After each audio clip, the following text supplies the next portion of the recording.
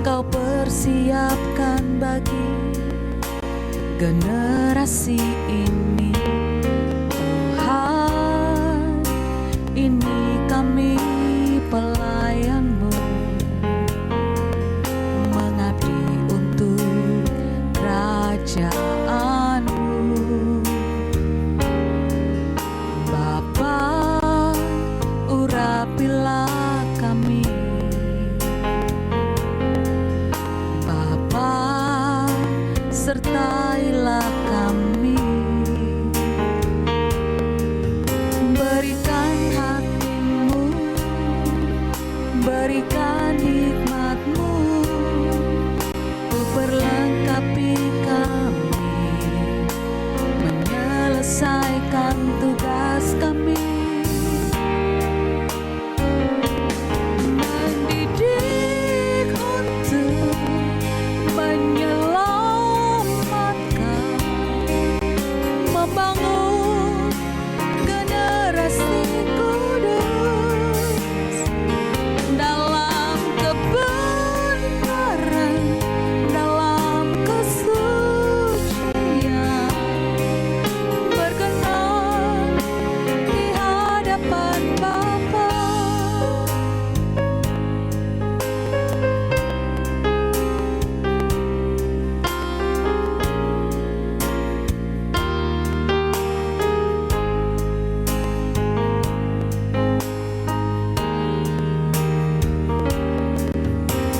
Tuhan, ini kami hamba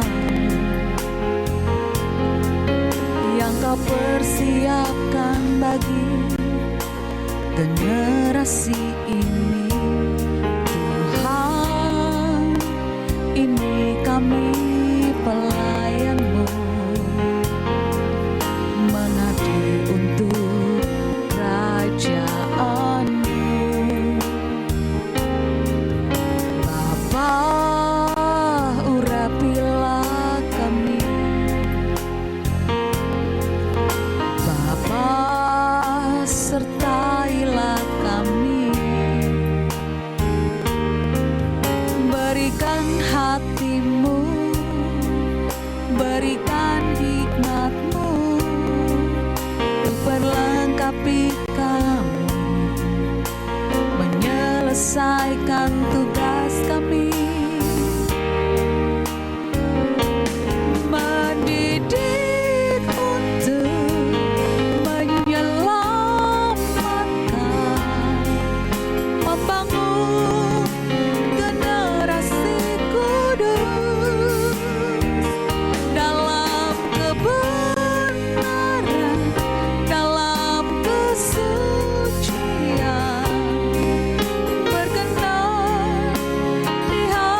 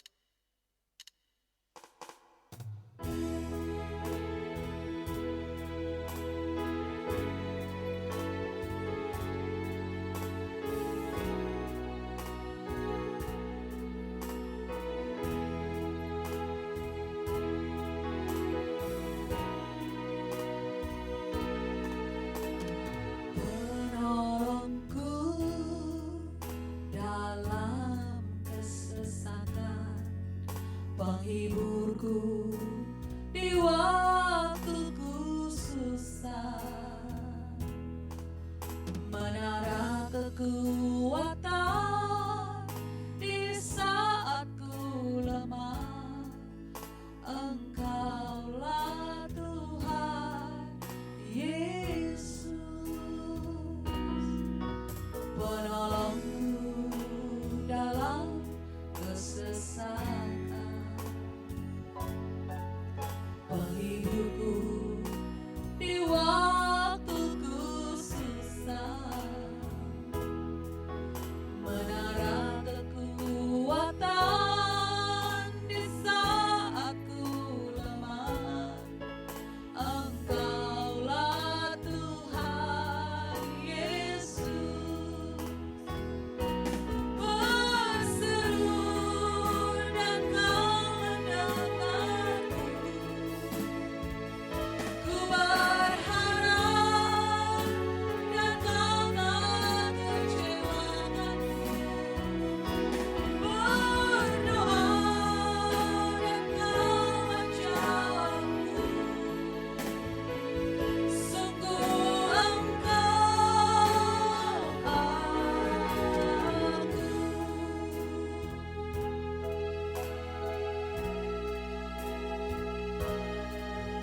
Penolongku dalam kesesakan, penghiburku di waktuku susah, menara kekuatan di saat ku lemah. Engkaulah Tuhan Yesus, penolongku dalam kesesakan, penghiburku di waktuku susah, menara kekuatan di saat ku lemah. Engkaulah Tuhan Yesus, berseru dan Kau mendengarku. Ku berharap dan Kau tak kecewakanku. Berdoa dan Kau menjawabku. Sungguh Engkau aku.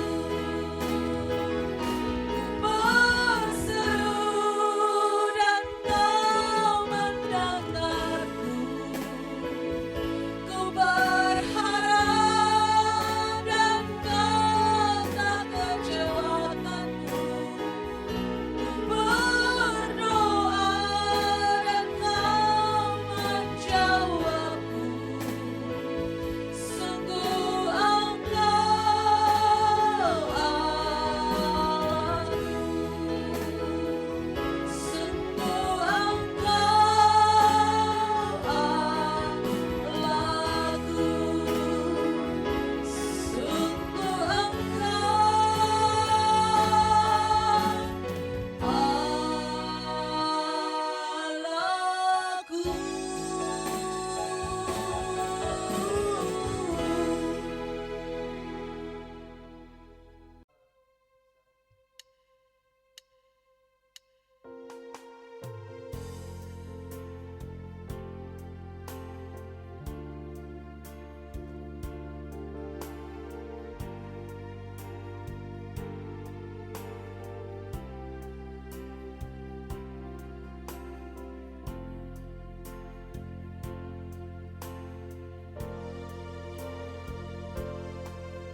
Betapa ku mencintaimu, Yesus, Kau kekasih jiwaku. Kau telah ubahkan hidupku menjadi ciptaan yang baru. Kau telah korbankan hidupmu, darahmu hapuskan dosaku. Yesus, kau selamatkan hidupku. Engkaulah segalanya bagiku. Mau selalu menyenangkanmu,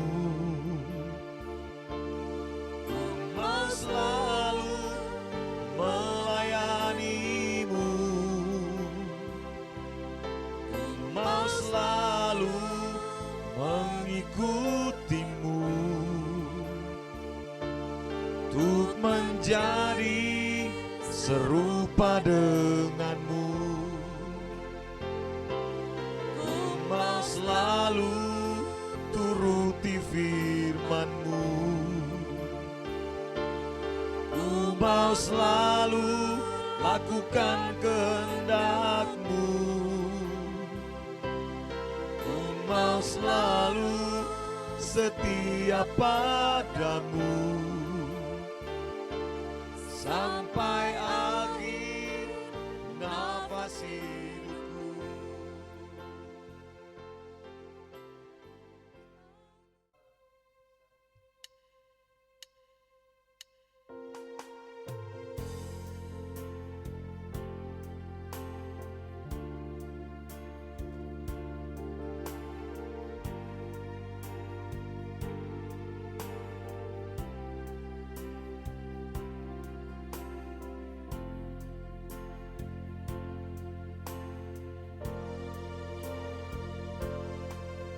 Betapa ku mencintaimu,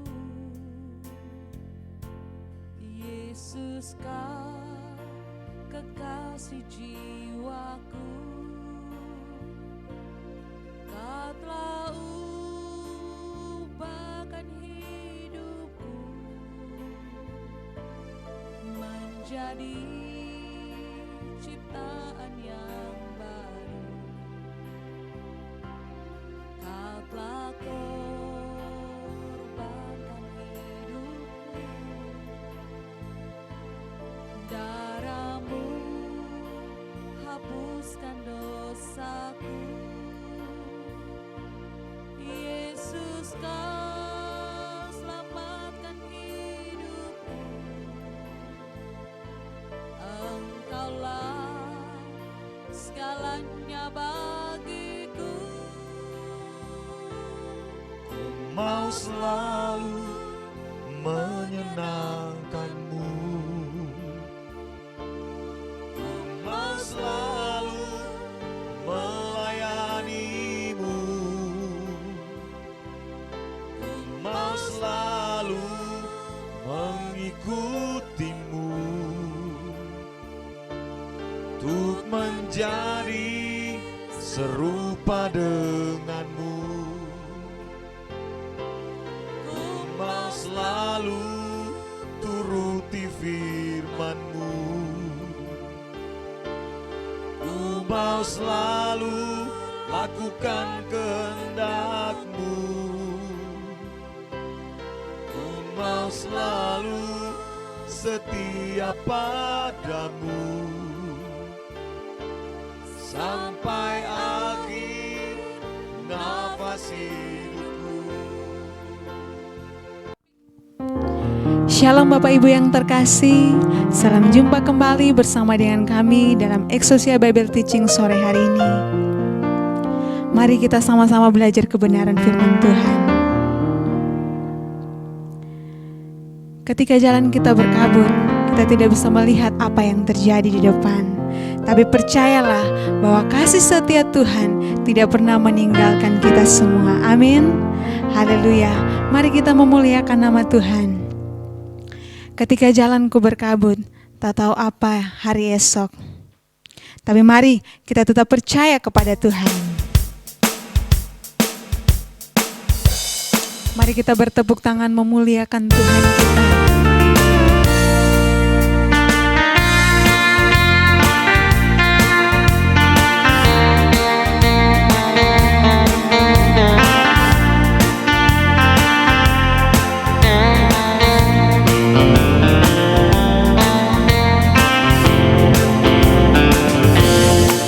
Ketika jalanku berkabut, tak tahu apa hari esok, ku tanya Tuhan seolah membisu. Lalu ku dengar suaranya, jangan takut, percaya saja, masa depanmu dalam tanganku. Penjagaan Tuhan,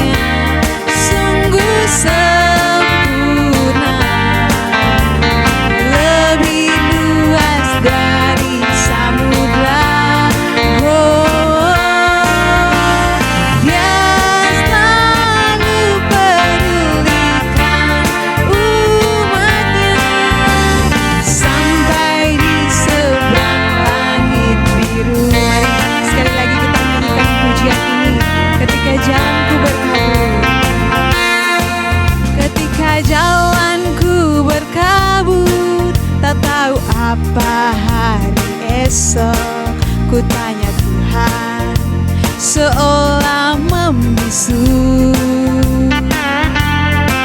Lalu ku dengar suaranya, jangan takut, percaya saja, masa depanmu dalam tanganku. Penjagaan Tuhan, penjagaan Tuhan, perlindungan Tuhan, pembelaan Tuhan tak berkesudahan.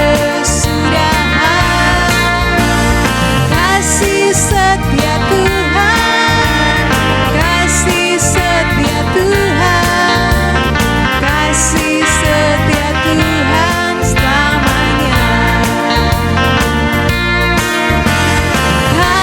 Kasih-Nya sungguh sempurna, lebih luas dari samudra.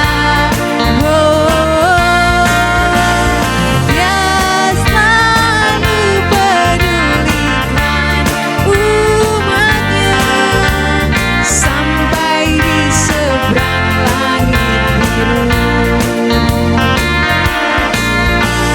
Dia selalu pedulikan umatnya, sampai di seberang langit biru.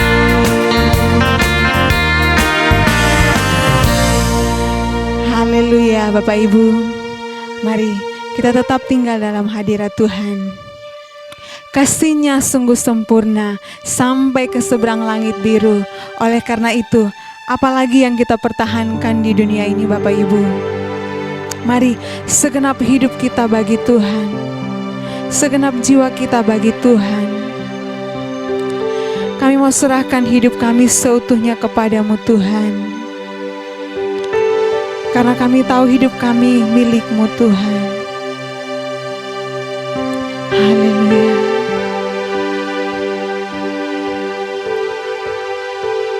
Mari kita katakan pujian ini. Hidupku bagimu, jiwaku milik-Mu Tuhan.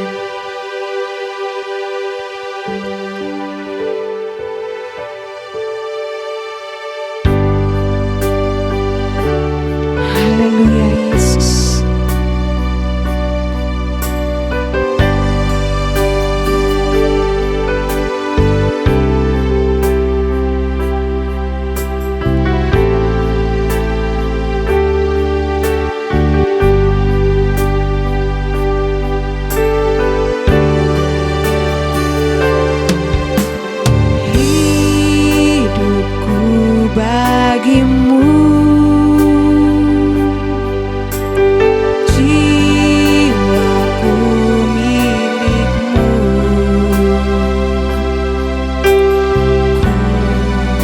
serahkan seutuhnya Tuhan. Tak ada yang ku pertahankan, tak ada yang ku sisakan. Segenap jiwa dan ragaku demi kemuliaan-Mu. Mari katakan dengan iman. Tuhanku, ku mau seperti-Mu, hidup taat kepada Bapa, sempurna dalam kehendak-Nya, sampai bertemu muka dengan-Mu. Hidupku milik-Mu Tuhan, hidupku bagi-Mu, jiwaku milik-Mu. Kami mau serahkan Tuhan, ku serahkan seutuhnya Tuhan. Tak ada yang ku pertahankan, tak ada yang ku sisakan. Segenap jiwa dan ragaku demi kemuliaan-Mu.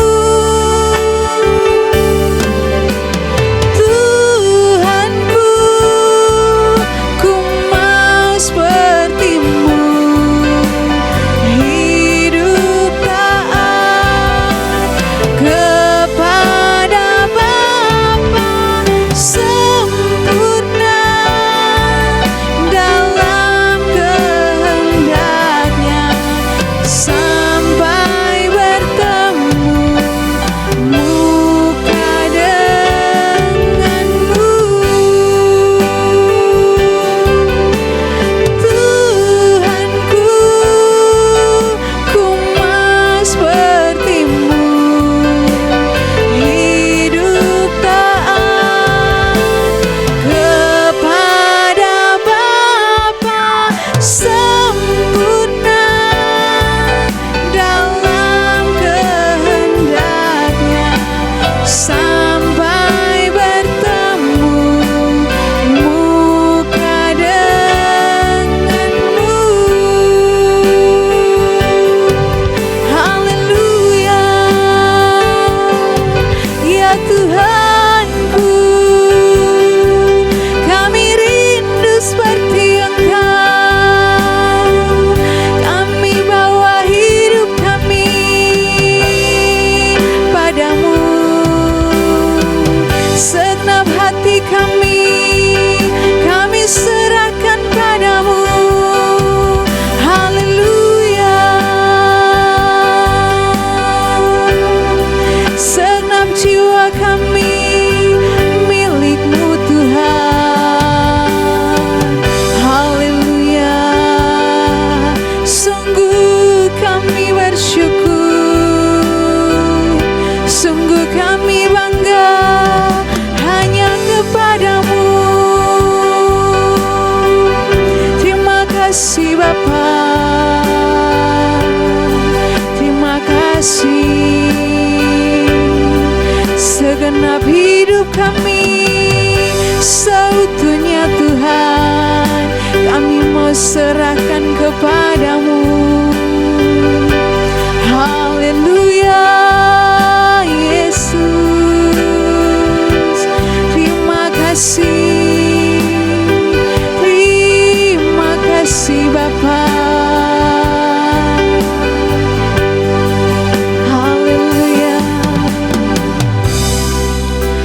Sesungguhnya Tuhan, hidup kami milik-Mu, jiwa kami adalah milik-Mu Tuhan. Mari Tuhan pulihkan setiap kami, supaya yang kami ingini hanya Tuhan saja. Mari Tuhan pulihkan setiap kami. Haleluya.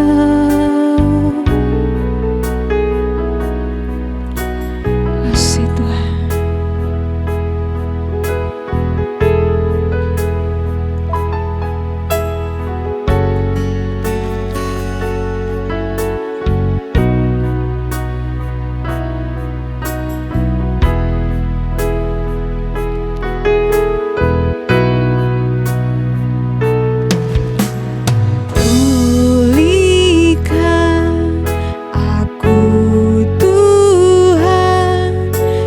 Sisa hidupku ini, segarkan jiwaku selalu oleh kuasa firman dan Roh-Mu. Ubah hatiku untuk lebih mengasihi-Mu, mengutamakan Kau Tuhan, mengutamakan Kau Yesus lebih dari dunia ini. Sebab yang kuingini Engkau saja, yang kuingini Engkau saja.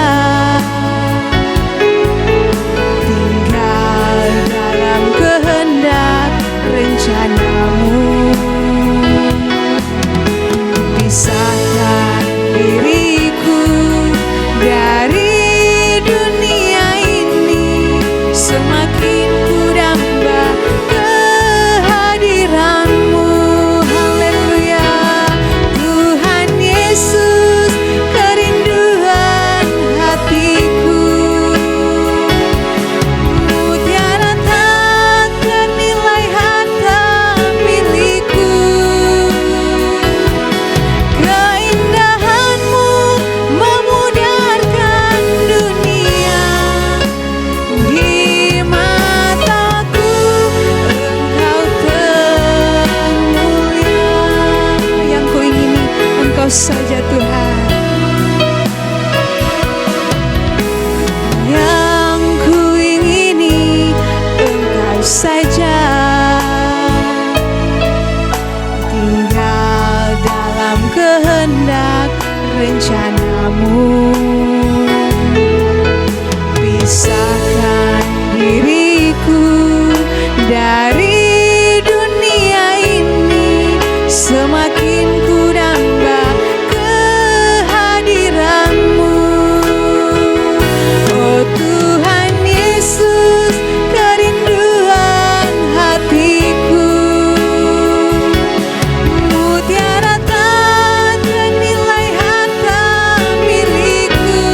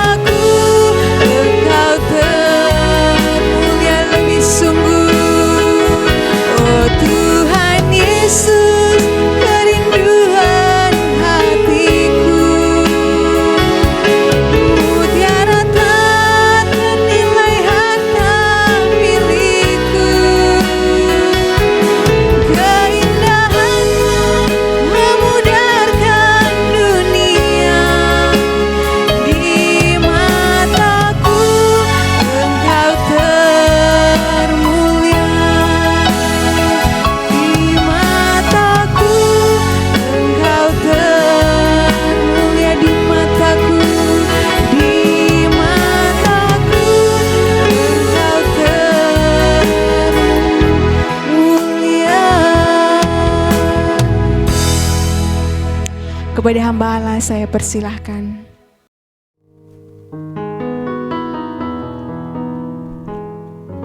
Shalom Bapak Ibu, kita akan melanjutkan serial khotbah dari IBT dan masih dalam serial tahapan setelah kematian. Dan sebelum kita akan membahas, mari kita berdoa. Bapa, dalam nama Tuhan Yesus Kristus, hamba mohon Engkau berikan nikmat kepada hamba-Mu. Sampaikanlah isi hati Bapa kepada kami semua, agar kami mempersiapkan diri kami dengan sungguh-sungguh. Kami diarahkan di dalam jalan-Mu Tuhan. Kami bisa mendapatkan dan menemukan kehendak Allah sebelum kami akan mengakhiri kehidupan kami di bumi ini. Bapa, sampaikanlah isi hati Bapa, karena isi hati Bapa adalah kehidupan kami yang sesungguhnya. Bicaralah Bapa, Roh Kudus bantu hamba-Mu. Dalam nama Tuhan Yesus Kristus, kami sudah berdoa dan bersyukur. Amin. Bapak Ibu Saudara sekalian, kita sudah tiba pada tahapan setelah kematian bagian yang ketiga, yaitu tahapan penghakiman. Saya review kembali, tahapan pertama dari setelah orang mengakhiri kehidupannya atau tahapan setelah kematian, maka orang akan memasuki tahap pertama, yaitu dunia orang mati. Setiap orang mati rohnya akan berada di dunia orang mati. Ini dunia roh, bukan dunia fisik. Yang kedua adalah setelah seseorang berada di roh, tentunya setelah kematian, maka dia akan masuk tahap yang kedua adalah setiap orang akan mengalami kebangkitan. Dan orang percaya akan mengalami kebangkitan pada tahap kebangkitan pertama, dan orang yang tidak percaya Tuhan Yesus akan menghadapi kebangkitan pada kebangkitan kedua. Lalu setelah kebangkitan, kita akan masuk pada tahap yang ketiga setelah kematian, yaitu tahap penghakiman. Nah, minggu lalu kita sudah bahas tentang penghakiman. Bagaimana penghakiman untuk orang yang percaya Kristus dan bagaimana penghakiman untuk orang yang tidak percaya Kristus. Saya akan melanjutkan pembahasan ini. Nah, minggu lalu sudah tiba pada slide yang saya tunjukin slide-nya, sudah tiba pada slide Roma pasal 2 ayat 12 sampai 16 ya. Ini pertemuan yang kelima Bapak Ibu. Kita sudah membaca tentang konsep penghakiman ya, hal-hal yang terkait dengan penghakiman, yaitu penebusan Kristus, prinsip keadilan Allah, hukum Taurat, Injil Kristus, kehendak bebas manusia, perbuatan manusia, dan tanggung jawab. Itulah hal yang terkait dengan penghakiman. Tahap yang ketiga setelah kematian. Kita akan lanjutkan. Ya. Roma pasal 2 ayat 12 sampai 16 sudah kita baca pada minggu yang lalu. Sekarang kita akan masuk pada pembahasan Yohanes pasal 15 ayat 22 sampai 24. Perhatikan baik-baik. Sekiranya aku tidak datang dan tidak berkata-kata kepada mereka, mereka tentu tidak berdosa. Ini penting sekali kalimat di mana Yesus menyampaikan ini dalam Yohanes pasal 15. Tetapi sekarang mereka tidak mempunyai dalih bagi dosa mereka. Artinya begini, Tuhan Yesus sudah menjelaskan dan menyampaikan hal-hal yang menyangkut kebenaran Allah. Berarti tidak ada alasan bagi setiap orang yang mendengar untuk tidak melalui tahap penghakiman, untuk tidak melalui tahap pertanggungjawaban hidup. Itu maksudnya. Dan arti yang lain begini, orang-orang yang telah mendengarkan kebenaran dan kehendak Allah dari Kristus atau Injil, maka mereka itu sudah tidak bisa lagi disebut orang-orang yang tidak berdosa. Kenapa? Karena mereka telah mendengar Injil. Artinya begini, ketika seorang mendengar kebenaran dan kehendak Allah dan dia melanggar, maka tetap orang itu dinyatakan berdosa. Ini penting sekali. Tidak ada alasan atau dalih bagi mereka untuk dinyatakan bahwa mereka itu tidak mengerti. Nah, artinya begini, dosa-dosa yang mereka lakukan setelah mereka mendengar kebenaran dan Injil, itu mereka tidak bisa lagi bilang bahwa mereka tidak tahu. Atau mereka lari dari pertanggungjawaban, tidak bisa. Mereka harus mempertanggungjawabkan apa yang menjadi perbuatan mereka. Nah, ayat yang ke-23. Barang siapa membenci aku, ia membenci juga Bapa-Bapakku. Yesus audiens yang ada saat itu, yaitu orang Israel ya. Nah, ayat 24, perhatikan. Sekiranya aku tidak melakukan pekerjaan di tengah-tengah mereka seperti yang tidak pernah dilakukan orang lain, mereka tentu tidak berdosa. Tetapi sekarang walaupun mereka telah melihat semuanya itu, namun mereka membenci baik aku maupun Bapakku. Jadi, saya ulangi lagi ya bagian B. Tetapi sekarang walaupun mereka telah melihat semuanya itu, artinya mereka sudah melihat apa yang Yesus kerjakan. Namun mereka membenci baik aku maupun Bapa. Ayat 25. Tetapi firman yang ada tertulis dalam kitab Taurat mereka harus digenapi. Mereka membenci aku tanpa alasan. Bapak Ibu Saudara sekalian, ayat-ayat yang kita bacakan tadi merupakan ayat-ayat yang keras. Ya. Pada saat itu ditujukan kepada orang Israel yang saat itu menjadi sentral, menjadi tempat di mana Yesus menyampaikan kebenaran Injil. Tetapi ayat-ayat firman Tuhan yang Yesus sampaikan pada audiens Israel pada saat itu tidak lagi hanya berlaku bagi orang Israel. Artinya ayat ini berlaku bagi semua orang yang telah mendengar Injil, yang telah mendengar kehendak Allah, yang telah mendengar kabar baik, yang tahu tentang kebenaran, yang melalui baik media sosial, lewat khotbah langsung, lewat buku-buku. Setiap orang yang telah mendengar Injil, itu terikat dengan tanggung jawab untuk melakukan apa yang dia mengerti. Dan dia tahu, dia dengar dari Injil tersebut. Tidak ada alasan lagi bagi mereka untuk tidak mempertanggungjawabkan kehidupan mereka ketika mereka mengakhiri kehidupan mereka. Gak ada alasan lagi Bapak Ibu. Tidak ada alasan. Saya dan Anda yang telah menjadi Kristen, apalagi yang tiap minggu dengar khotbah, yang sudah dididik dengan kebenaran, tapi kita dalam kehidupan faktanya kita berusaha untuk mencoba pura-pura tidak mengerti atau melanggar kehendak Allah dengan baik-baik. Setiap kita pasti memasuki tahapan penghakiman. Pasti Bapak Ibu. Makanya kalau Wahyu pasal 14 ayat 13 berkata, berbahagialah orang yang mati dalam Tuhan. Karena mereka telah mengakhiri dari semua jerih lelah mereka. Dan perbuatan mereka menyertai mereka. Jadi apa yang dihakimi? Perbuatan kita. Itulah sebabnya saya sebagai gembala jemaat, sebagai hamba Tuhan, bagi Bapak Ibu yang mengikuti terus pelajaran pendalaman Exousia Bible Teaching, saya berharap kebenaran yang kita telah dengar dan kita telah pahami, kita telah taruh dalam pikiran, hati, dan batin, mari kita jaga baik-baik. Lakukan kebenaran itu. Lakukan kehendak Allah selagi hari masih siang. Lakukan kehendak Allah selagi masih ada kesempatan. Karena kesempatan ini tidak akan datang setiap hari. Kita tahu kapan kita mati. Itu maksudnya kesempatan. Waktu akan berulang, tapi kesempatan tidak berulang. Sekali lagi, waktu akan berulang, tapi kesempatan tidak pernah. Setiap orang Tuhan berikan kesempatan. Itulah letak keadilan Allah. Ada kesempatan di mana kita masih diberikan kesempatan untuk terus-menerus memperbaiki diri. Terus-menerus untuk terus mempersiapkan diri. Sebelum maut itu menjemput kita. Jadi saya mengajak kita. Dalam pembahasan IBT kali ini. Mari Bapak Ibu. Gunakan kesempatan yang Tuhan berikan untuk kita bisa terus memperbaiki diri. Kita terus berjuang. Kalau kita tahu bahwa di akhir kehidupan kita akan memasuki tahap penghakiman, harusnya setiap orang itu harus mempersiapkan diri. Dan saya sudah jelaskan minggu lalu. Bagi orang yang sungguh-sungguh percaya, bagi orang yang hidupnya serupa dengan Kristus, itu gak ada alasan. Tidak ada alasan bilang tidak mengerti. Goal kita serupa dengan Kristus. Dan seharusnya kita memiliki pengharapan bahwa pada waktu kita berakhir, hidup kita berakhir, maka kehidupan kita yang serupa dengan Kristus ini adalah bekal untuk membawa kita ke kehidupan yang kekal.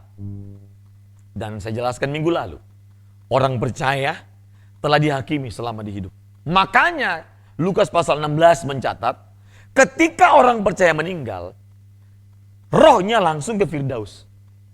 Dari Firdaus menantikan kebangkitan, itu tidak ada penghakiman lagi. Kalau bagi kita penghakiman kan kita hadapi bukanlah penghakiman masuk surga atau neraka, tetapi untuk pemberian upah. Amin. Jelas? Itulah keistimewaan menjadi anak-anak Allah yang selama hidupnya sesuai dengan karakter anak-anak Allah, serupa dengan Kristus. Jadi perjuangan kita untuk menjadi serupa dengan Kristus tidak pernah sia-sia. Karena di akhir perjuangan kita, maka ada ganjaran kehormatan, ada ganjaran upah, yaitu kita ketika kita mati, roh kita langsung berada di Firdaus. Dalam Lukas pasal 16, orang miskin, orang Lazarus, setelah dia mati langsung berada di pangkuan Abraham. Lebih tepat, di dada Abraham. Itu lebih tepat dalam bahasa asli. Di Firdaus. Bukan langsung ke surga. Ya. Tapi itu adalah masa tunggu, masa penantian.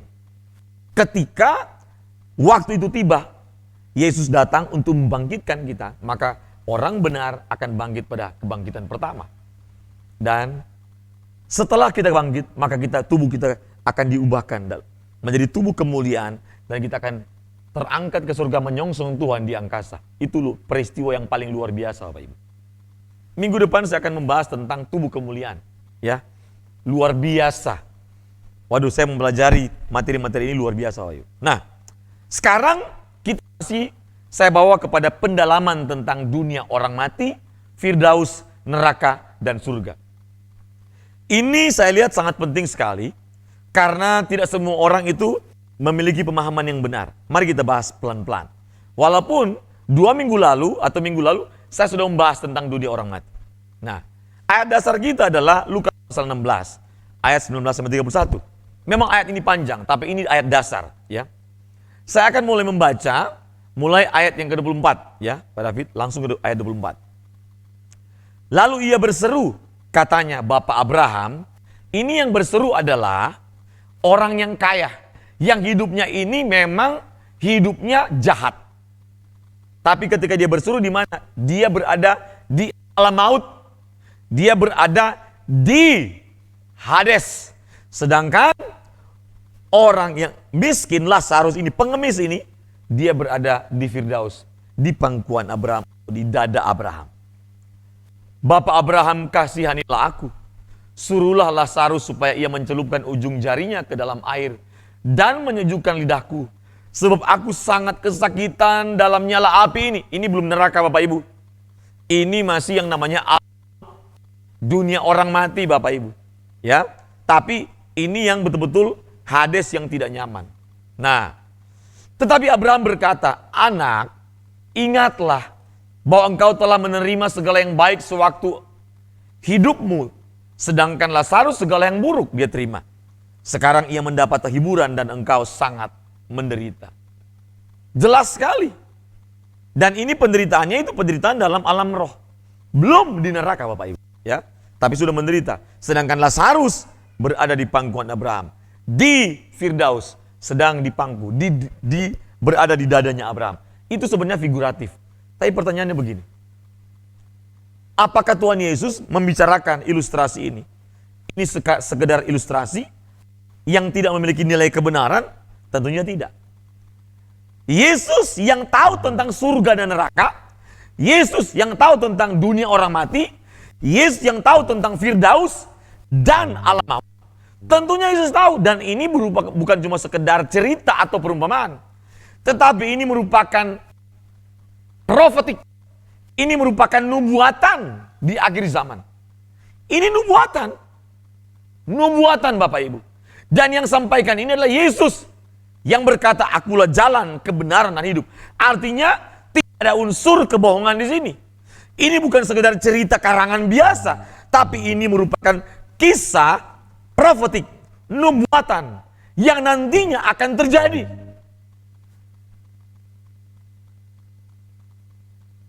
Seharusnya setiap orang yang memahami kebenaran ini, dia harus gentar terhadap kematian. Gentar terhadap Allah yang memiliki kedaulatan atas kehidupan dan kematian orang. Kenapa? Ternyata orang yang kaya ketika dalam kehidupannya suka-suka hati, akhir kehidupan berakhir dengan sengsara dan penderitaan. Ini penting sekali untuk kita bisa mulai lakukan perenungan mulai hari ini. Ini penting banget Bapak Ibu. Sangat-sangat penting. Renungkan baik-baik.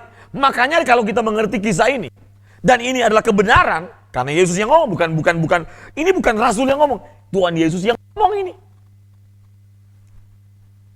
Dengan kebenaran ini seharusnya memberikan pelajaran bagi kita. Maka selama kita hidup, boleh suka-suka hati kita. Sama pembantu sembarangan ngomong, sama sopir sembarangan ngomong kasar, maki, keluar kebun binatang semua.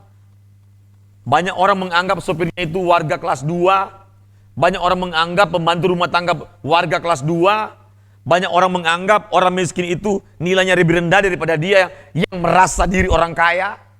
Maka para orang-orang kaya harus perlakukan setiap orang itu sama di hadapan Allah. Karena standar kita selama hidup adalah 2 saja. Mengasihi Allah dengan segenap hati dan mengasihi sesama seperti diri sendiri. Itu standar kehidupan yang manusiawi. Jadi kalau kita ingat kisahnya ketika seorang Samaria menolong seorang yang jatuh di jalan, Tuhan tanya kepada para murid, menurut kamu siapa itu? Manusia itu. Manusia itu adalah orang yang memiliki belas kasihan. Jadi kalau kita bilang kita manusia, tanda yang paling pertama adalah apakah kita memiliki belas kasihan. Orang yang memiliki belas kasihan memiliki kemurahan hati. Orang yang memiliki belas kasihan memiliki compassion. Compassion itu ada satu gerakan tindakan untuk menolong orang. Bukan cuma sayang ya, kasihan ya, no. Tapi ada tindakan untuk menolong orang, sekalipun dia harus berkorban bagi orang itu. Itu ukuran kalau kita sebut manusia. Jadi namanya manusia harus ada namanya nilai belas kasihan. Tanda orang punya belas kasihan bukan cuma punya kemurahan hati. Bukan hanya siap menolong orang. Tapi mudah mengampuni. Mudah untuk berikan pengampunan kepada orang. Itu tanda. Karena pengampunan adalah kehendak Allah. Pengampunan adalah obat bagi jiwa yang sakit. Pengampunan adalah obat penyembuh bagi hati yang terluka.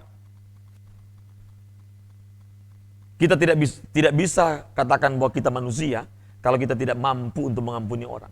Kita tidak bisa bilang kita ini manusia kalau kita tidak bisa mengasihi sesama seperti diri sendiri. Apalagi hamba Tuhan. Bayangkan, standar jadi manusia aja harus mengasihi sesama seperti diri sendiri. Punya belas kasihan. Orang kaya selama tidak punya belas kasihan. Sangat sombong. Lihat, kisah Lukas pasal 16 ini yang menjadi nubuatan. Peringatan bagi saya dan saudara harusnya disikapi dengan benar oleh kita yang mengerti. Oleh kita yang sudah tahu tentang kisah ini. Kapan saja kita bisa mati Bapak Ibu? Kapan saja? Kapan saja? Tadi saya baca di media sosial, anak muda di Kabupaten Kupang sini mati. Anak muda. Maka mereka bilang selamat jalan.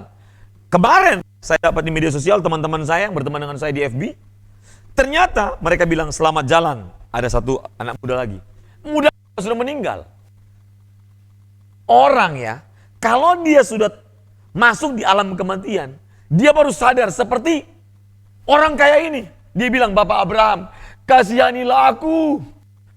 Suruhlah Lazarus supaya ia mencelupkan ujung jarinya ke dalam air dan menyejukkan lidahku. Sebab aku sangat kesakitan dalam nyala api ini. Ini kan ini kan ilustrasi figuratif.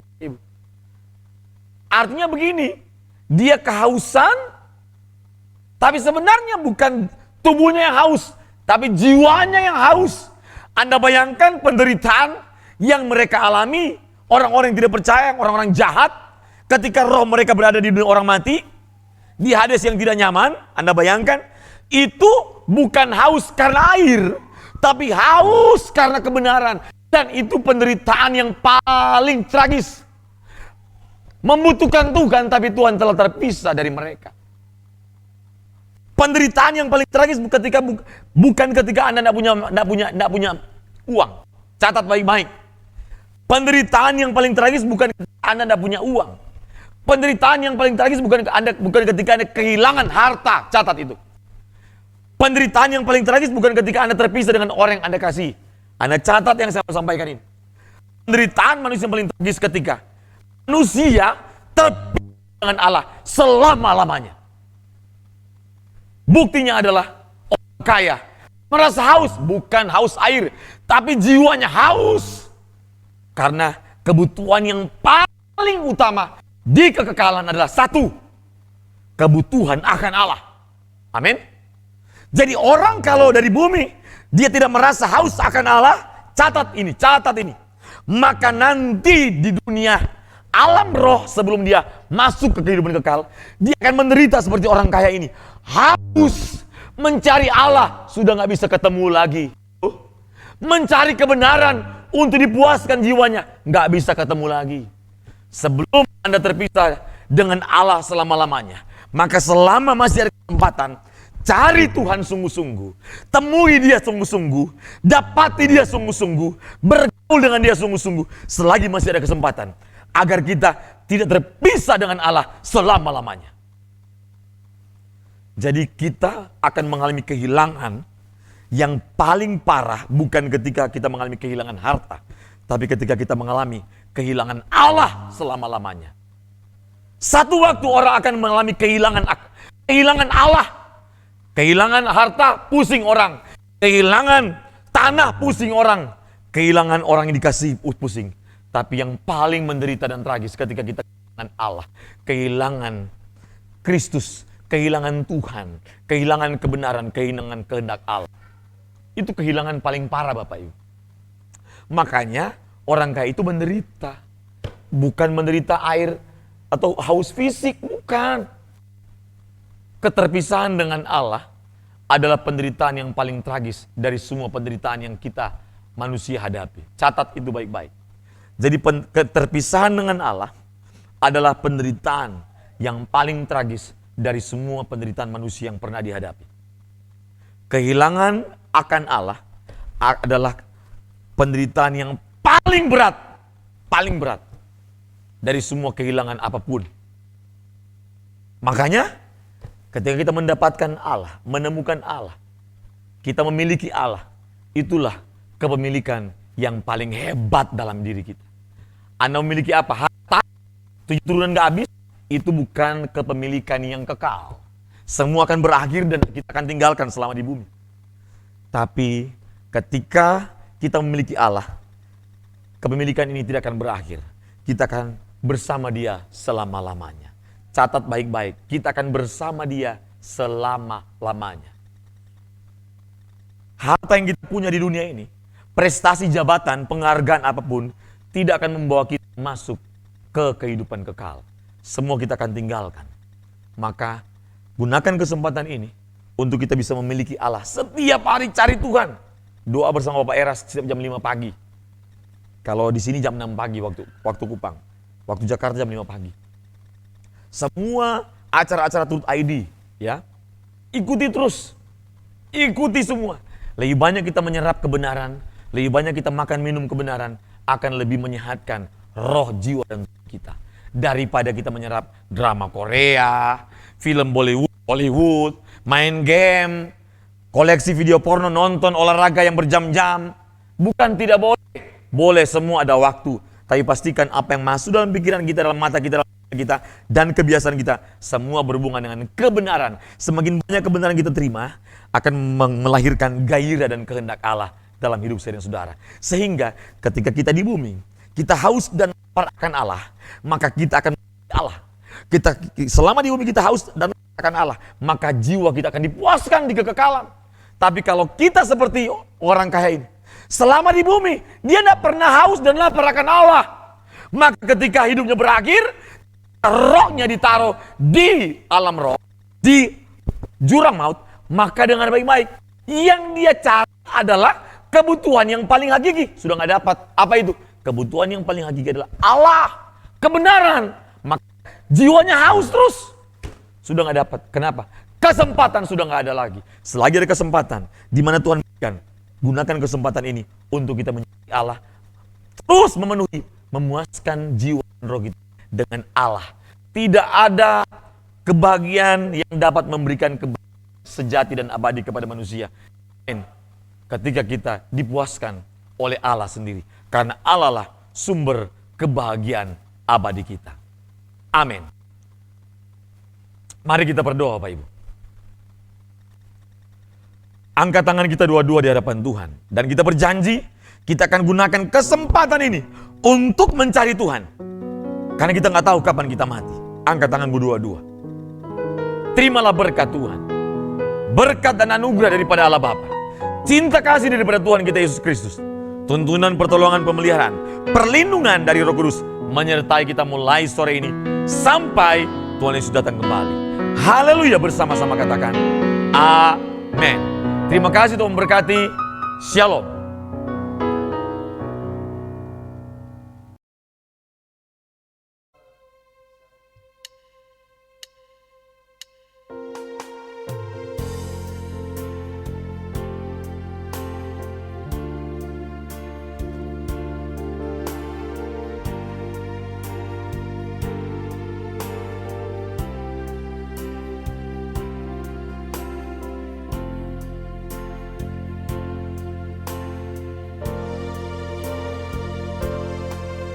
Betapa ku mencintaimu, Yesus kau kekasih jiwaku. Kau telah ubahkan hidupku menjadi ciptaan yang baru. Kau telah korbankan hidupmu, darahmu hapuskan dosaku. Yesus kau selamatkan hidupku. Engkaulah segalanya bagiku. Mau selalu menyenangkanmu, mau selalu melayanimu, mau selalu mengikutimu, untuk menjadi serupa denganmu.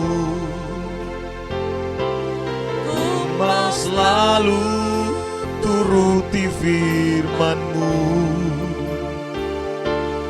ku mau selalu lakukan kehendak-Mu,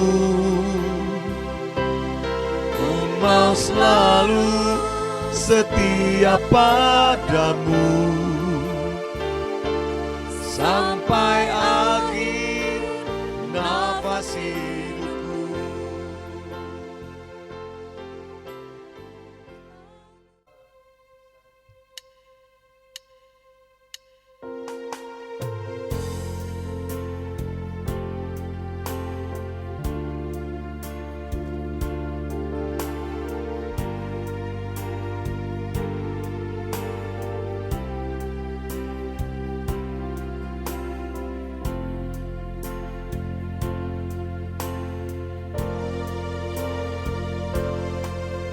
Betapa ku mencintaimu, Yesus kau kekasih jiwaku. Kau telah ubahkan hidupku menjadi ciptaan yang baru. Kau telah korbankan hidupmu, darahmu hapuskan dosaku. Yesus kau selamatkan hidupku. Engkaulah hanya bagiku. Ku mau selalu menyenangkanmu. Ku mau selalu melayanimu. Ku mau selalu mengikutimu. Untuk menjadi serupa denganmu. Ku mau selalu turuti firman-Mu. Ku mau selalu lakukan kehendak-Mu.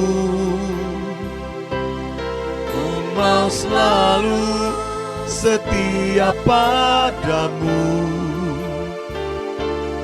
Sampai akhir nafas hidupku.